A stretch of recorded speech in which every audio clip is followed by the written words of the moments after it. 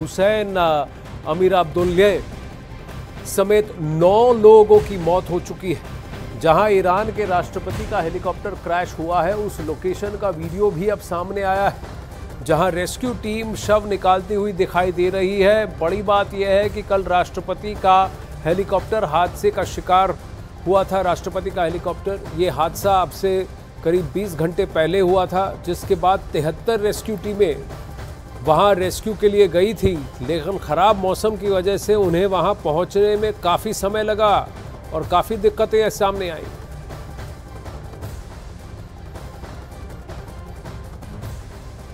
तो इब्राहिम रईसी के साथ साथ जो राष्ट्रपति हैं ईरान के, उसके साथ साथ ईरान के विदेश मंत्री भी उस पर थे, हुसैन आमिर अब्दुल्लाहियन, और साथ ही जिस रियासत का वो दौरा कर रहे थे वहां के गवर्नर भी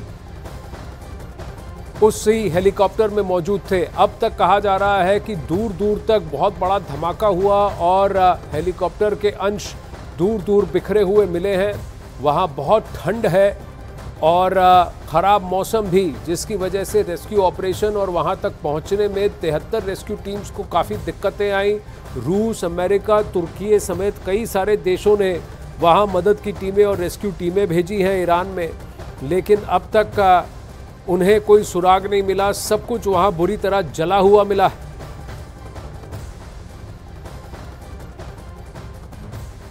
अब वहीं हेलीकॉप्टर हादसे में ईरान के राष्ट्रपति की मौत ने पूरी दुनिया को सख्ते में ला दिया है। इस हादसे में जिन 9 लोगों की मृत्यु हुई है, उनको लेकर ईरान ने आधिकारिक ऐलान भी कर दिया है। यानी जिस उम्मीद में दुआओं के हाथ उठ रहे थे, वो उम्मीद अब सभी लोगों की मौत के साथ टूट चुकी है। आयतुल्लाह सैयद इब्राहिम रईसी खादिमुर रज़ा अलैहिस्सलाम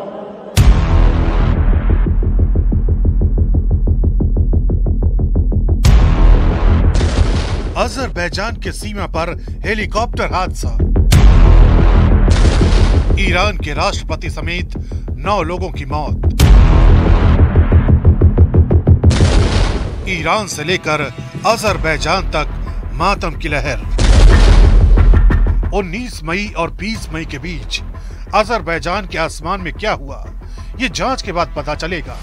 लेकिन अजरबैजान की सीमा पर हुए इस हादसे ने पूरी दुनिया को हिला दिया है, क्योंकि इस हादसे में ईरान के राष्ट्रपति इब्राहिम रईसी की मौत हो गई है।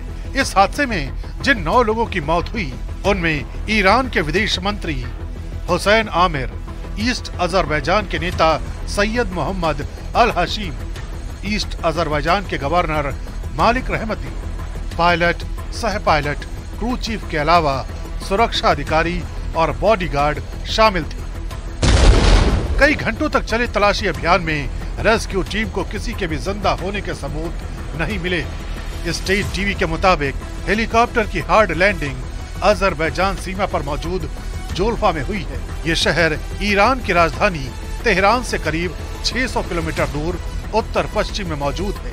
उधर इस हादसे पर प्रधानमंत्री नरेंद्र मोदी ने अपनी शोक संवेदनाओं को जाहिर किया है।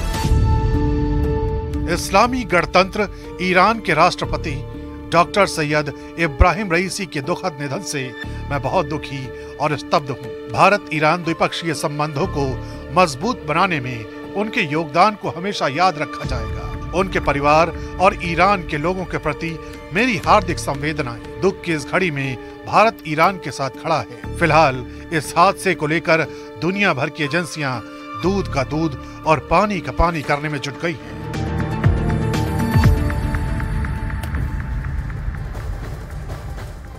अब वहीं ईरान के राष्ट्रपति रईसी पूर्वी अजरबैजान प्रांत में कीज क्लासी और खोदाफरीन बांध का उद्घाटन करने गए थे। इस उद्घाटन के बाद वो तबरेज शहर की ओर जा रहे थे, तो ये उनका डायरेक्शन था। देखिए, तबरेज शहर यहाँ पर है, ये खोदाफरीन बांध था जिसका उद्घाटन करके कीज क्लासी यहाँ से उड़कर वो यहाँ जा रहे थे। और इस इलाके में यहीं पे उनकी क्रैश लैंडिंग की साइट है और यहाँ पर मौसम बहुत ख़राब था। तबरेज ईरान के पूर्वी अजरबैजान प्रांत की राजधानी है। इसी दौरान रास्ते में किसी जगह पर हेलीकॉप्टर दुर्घटना का शिकार हुआ, जहां उनकी मृत्यु होने की खबर है। जहां हेलीकॉप्टर ने हार्ड लैंडिंग की है वो इलाका तबरेज शहर से 50 किलोमीटर दूर बताया जा रहा है। तो ये डायरेक्शन है, अब ये तबरेज की तरफ आ रहे थे और यहीं पर कहीं हुआ है। और ये जंगली इलाका है, वहाँ पर पहाड़ भी हैं और मौसम भी बहुत ख़राब था। इतना प्रतिकूल मौसम था कि 2-3 बार वहाँ पर जैसे ही वहाँ से इमरजेंसी कॉल आया, मेडे कॉल आया हेलीकॉप्टर से, वहाँ रेस्क्यू टीमें पहुँची, कोई वहाँ नहीं आगे बढ़ पाया था। इतना ख़राब वहाँ मौसम था। वहीं ईरान के राष्ट्रपति इब्राहिम रईसी का हेलीकॉप्टर जिस भयानक हादसे का शिकार हुआ उसकी चर्चा पूरी दुनिया में हो रही। वैश्विक तनाव के बीच हुए इस हादसे की कहानी में सच क्या है ये जांच के बाद ही सामने आएगा। लेकिन जहां यह हादसा हुआ वहां मौसम की चुनौतियों ने हालात को बद से बदतर बनाना शुरू कर दिया।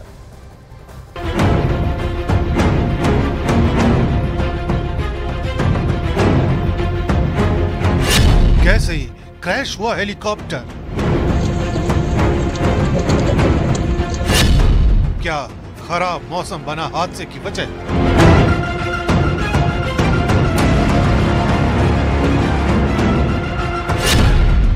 यह हादसे के पीछे किसी साजिश की कहानी है।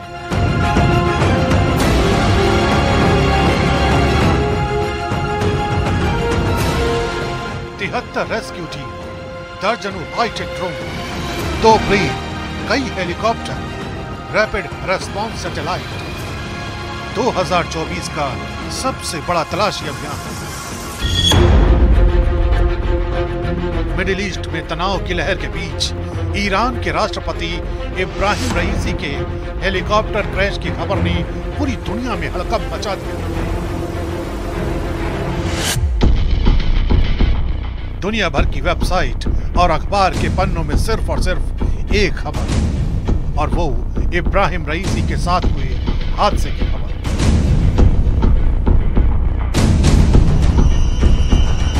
क्या रईसी के साथ हुआ ये हादसा कोई इत्तेफाक है या फिर इस हादसे के पीछे कोई कॉन्स्पिरेसी छिपी है? इस खबर को भी समझेंगे, लेकिन उससे पहले आपको दिखाते हैं वो तस्वीरें जिन्होंने ऑपरेशन ज़ुल्फा की मुसीबतों को बढ़ा दिया।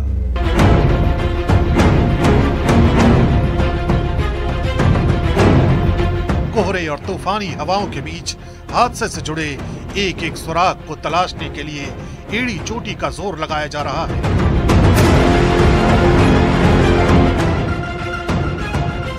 जिस जगह तुर्की के ड्रोन को हीट सिग्नेचर मिले हैं, उस जगह के चप्पे चप्पे को खंगालने के लिए 70 से ज्यादा टीमों को लगाया गया है, ताकि हादसे की कड़ियों को एक दूसरे से जोड़ा जा सके और ये पता चल सके कि आखिर ईरान के राष्ट्रपति इब्राहिम रईसी कुल 9 लोगों के साथ जिस हेलीकॉप्टर से लौट रहे थे उसके क्रैश का सच क्या है।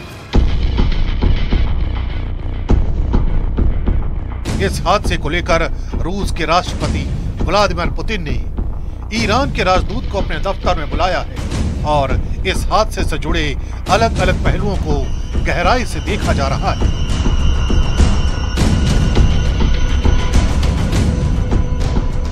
इतना ही नहीं, तलाशी अभियान में रूस के 2 विमान, हेलीकॉप्टर और 50 रिलीफ फोर्स भी लगाई गई है। इसके अलावा यूरोपियन यूनियन ने अपने रैपिड रेस्पॉन्स सैटेलाइट को भी हादसे की मॉनिटरिंग के लिए एक्टिव कर रखा है।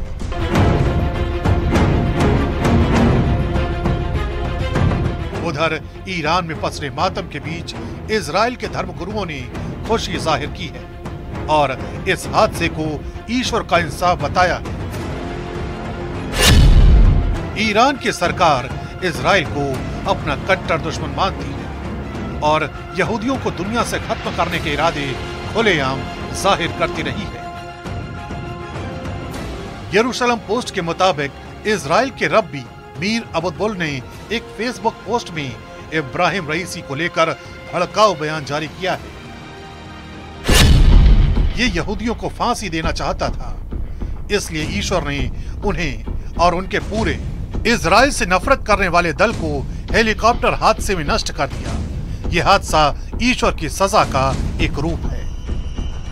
यही वजह है कि ईरान के साथ हुए इस हादसे को दुनिया महज एक इत्तेफाक नहीं मान रही है।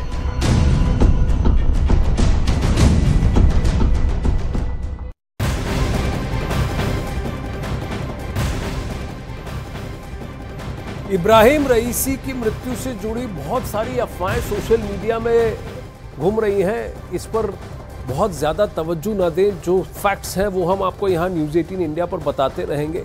इब्राहिम रईसी के पूरे जीवन के बारे में अब बहुत सारी बातें कही जा रही हैं। 1988 में दुनिया का सबसे बड़ा फांसी कांड ईरान में हुआ था, जिसमें एक साथ 5000 लोगों को फांसी पर लटका दिया गया था। इस फांसी कांड में फैसला देने वाले लोगों में एक नाम इब्राहिम रईसी का भी था।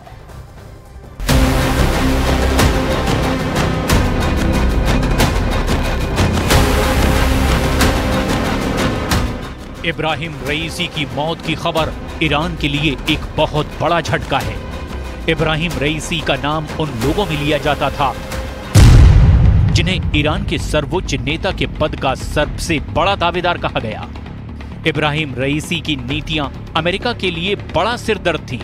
इब्राहिम रईसी से अमेरिका की दुश्मनी इतनी बड़ी थी कि इब्राहिम रईसी की मौत की खबर आने के बाद अमेरिका में ट्रंप की पार्टी के एक नेता ने खुशी जताई थी। आखिर मिडिल ईस्ट की राजनीति के लिए इब्राहिम रईसी का रोल इतना अहम क्यों माना गया था कि उनके हेलीकॉप्टर हादसे की खबर आते ही रूस ने अपना बचाव दल रवाना कर दिया और तुर्की भी अपने ड्रोन की सेना लेकर पूर्वी अमेज़न के ज़ोल्फा नाम की जगह पर खोजबीन में जुट गई। इब्राहिम रईसी के राजनीतिक करियर और बेहद फौलादी इरादों का पूरा विश्लेषण हम करने वाले हैं। दुनिया में इब्राहिम रईसी को एक कट्टरपंथी मौलवी के रूप में जाना जाता है, जिन्होंने साल 2021 में ईरान के राष्ट्रपति पद की शपथ ली थी। इब्राहिम रईसी की आक्रामक नीतियों के चलते ही इजराइल और ईरान युद्ध के कगार पर खड़े हो गए थे। इब्राहिम रईसी ने न सिर्फ इजराइल और अमेरिका का जबरदस्त विरोध किया, बल्कि ईरान के अंदर उठे हिजाब आंदोलन को कुचलने में भी इब्राहिम रईसी का बड़ा रोल माना जाता है। इब्राहिम रईसी का जन्म 1960 में ईरान के पूर्वी शहर मशहद में एक धार्मिक परिवार में हुआ था। इब्राहिम रईसी का जन्म एक ऐसे ईरान में हुआ था जब ईरान में राजशाही थी, यानी ईरान में एक ऐसे बादशाह का राज था जिसको दुनिया अमेरिका की कठपुतली कहती थी। 1979 में जब ईरान में इस्लामी क्रांति हुई और ईरान के पहले सर्वोच्च नेता ग्रैंड अयातुल्लाह खामेनी का जादू ईरान की जनता के सिर चढ़कर बोलने लगा, तब ईरान के ग्रैंड अयातुल्लाह के सबसे बड़े शिष्यों में इब्राहिम रईसी का नाम आता है। इब्राहिम रईसी ने ईरान के ग्रैंड अयातुल्लाह के कंधे से कंधा मिलाकर ईरान की बादशाही को उखाड़ फेंका था। इब्राहिम रईसी की सबसे खास बात यह थी कि वो इस्लामी कानून के और शरीयत के बहुत अच्छे जानकार थे। ईरान का धार्मिक महत्व का सबसे बड़ा शहर कोम है, जहां पर पूरी दुनिया से इस्लामिक स्टडी के लिए लोग आते हैं। इब्राहिम रईसी ने भी कोम से शिक्षा पाई थी। ईरान के प्रसिद्ध मौलवियों से इब्राहिम रईसी ने शरीयत का ज्ञान लिया था। 1979 में इस्लामी क्रांति सफल होने के बाद और ग्रैंड अयातुल्लाह के सुप्रीम लीडर बनने के बाद इब्राहिम रईसी का सितारा बुलंद हो गया। 1988 आते आते यानी लगभग 28 साल की उम्र में ही इब्राहिम रईसी ईरान की न्यायपालिका की सर्वोच्च समिति का हिस्सा बन गए। 1989 में इस्लामी क्रांति का विरोध करने वाले ईरान के 5000 नेताओं को जिस समिति ने फांसी की सजा दी थी, उसमें इब्राहिम रईसी भी शामिल थे। साल 2017 में जब इब्राहिम रईसी ने पहली बार ईरान के राष्ट्रपति पद का चुनाव लड़ा था, तो वो चुनाव हार गए थे। लेकिन साल 2021 में वो 62% वोट से ईरान के राष्ट्रपति का चुनाव जीत गए थे।